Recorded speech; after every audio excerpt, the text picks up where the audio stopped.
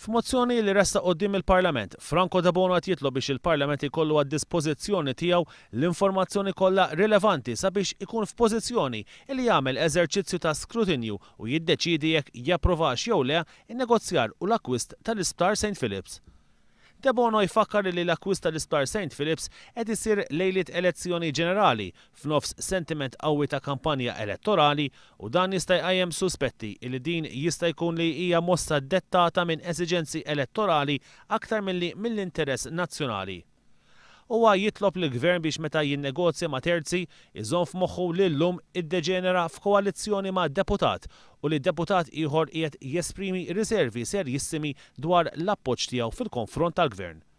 De Bono jisħaq illi l-akkwist tal-Isptar St. Philips jikkonferma n-nuqqas ta' viżjoni fil-qasam tas-saħħa għaliex dan l-akkwist qed isir ftit snin biss wara li nfetaħ sptar ġdid li sewwa miljuni kbar u li dam jinbena aktar minn 15-il sena.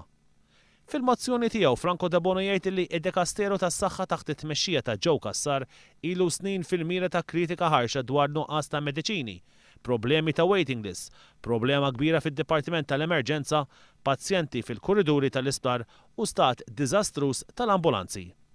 Iżid li l-persuni li toħloq problemi bħal dawn m'għandix tkun fdata biex issib soluzzjoni għalihom.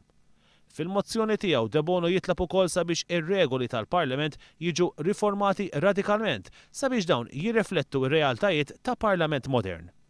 Il-mozzjoni titkellem ukoll dwar il-bżonn ta' leġiżlazzjoni illi tirregola l-operat tal-Gvern fl-aħħar xhur tal-leġislatura sabiex jiġu evitati kemm l-abbużi kif ukoll l-impressjoni ta' abbużi u dwar il-bżonn li jkun diskuss bla dewmien l-abbozz ta' liġi dwar il-finanzjament tal-partiti politiċi.